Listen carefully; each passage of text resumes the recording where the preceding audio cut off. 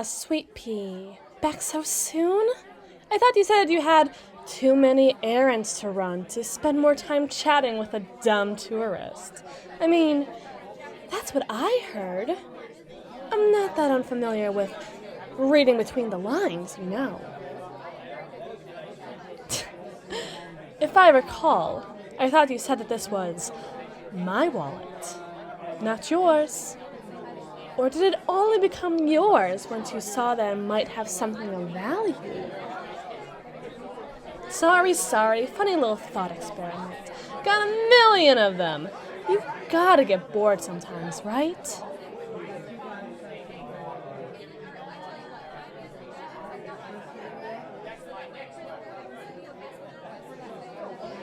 Wow, you really are just all business about these kind of things, aren't you, Sweet Pea? I'm disappointed.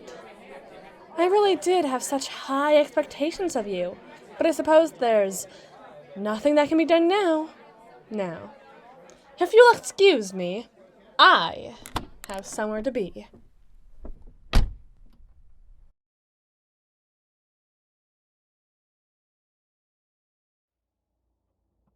I gotta admit, I admire your confidence, but even you, of all people, should know when to quit. I mean, if you can't even admit that you were trying to scam me, then I just don't know if this relationship is going to work, Sweet Pea. We're too different. It's not me, it's you, you know? This is a lot of work for a wallet, you know. A wallet that didn't even have enough for a week's worth of rent and no form of identification whatsoever. What's the angle you're working? I mean, come on. You gotta be working some kind of angle. You don't just plan to steal a lonely tourist wallet only to climb into her car moments later without some kind of plan, right? I mean, I'm assuming you're not stupid, right? Or at least, that stupid. For all you know, I could be an axe murderer. Or a Scientologist, on top of having sticky hands and a silver tongue.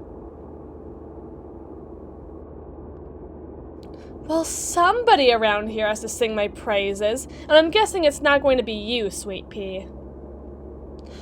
Oh yes, I do know your legal name, and your height, your weight, your age, your blood type, and your legally defined hair color and organ donor status. Nice touch. I know quite a bit about you. But I'd never take your name without you giving it to me first. Hold me to some account of decency, you know. Don't you know that by Fae rules, names hold power? Giving me your name would effectively be like handing over the leash. And although I'm sure you'd look so cute with a collar wrapped around that pretty little neck of yours, I'd say that's something we should save for the third date at least. I'm a lady, you know. Or, like a lady, I guess. But that's a discussion for the 57th date.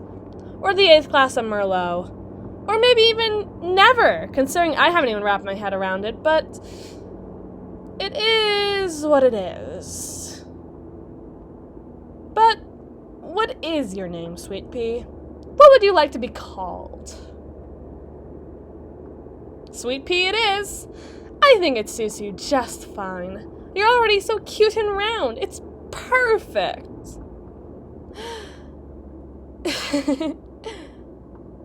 And we're back to business as usual. I'm going to LA. I have some work to do there.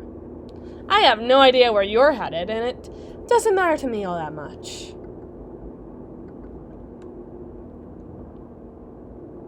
Sweet Pea, you insult me! You really think that I'm so uncouth and unskilled that I consider the act of pickpocketing work? Picking a pocket is about as easy as breathing for me. I bet I can make enough to buy your apartment in just one afternoon in Central Park or Harajuku. But I suppose that wouldn't be impressive enough for you, would it? Even the Hardy Boys knew that pickpockets only work in crowds, so easy pickings. Right? No, I'm sure I'd have to pull off something far more impressive in your eyes to ever win your respect as a confidence man.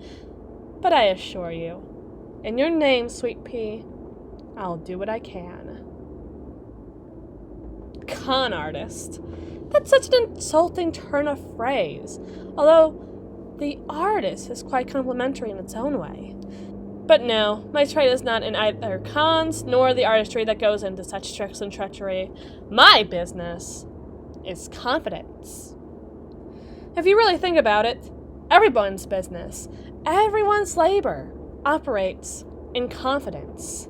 Confidence is a selling point, after all, and I am a confidence man, so that's that. You're the one who keeps asking me such things. Maybe if you didn't want me to talk so much, you shouldn't allow me to indulge in such a detrimental vice as chatter, but you really don't seem like the type to think ahead, especially on these kinds of things. Of course, I'm just calling it as I see it, and I don't see any dishonor in something like that. If you really hold such harsh objections to that kind of idea, then I guess the only thing that you can really do at this point in time is prove me wrong. Of course, not to brag or anything, but I am what you could call a people person. For instance, beyond your impulsiveness, quickness to a controlled kind of anger, and arrogance, to a certain extent, I can tell that you are simply enamored with yours truly. Sweet Pea, don't you see? It doesn't matter. I truly don't give a damn what you have to say about me and my nature. What can I say? Just as a duck is made to swim in water, I have made myself what I am. And what you say can't change that. All I care for is gaiety and women, and really, is there no dishonor in that? As long as there's money and vodka, I'll keep that feather in my cap.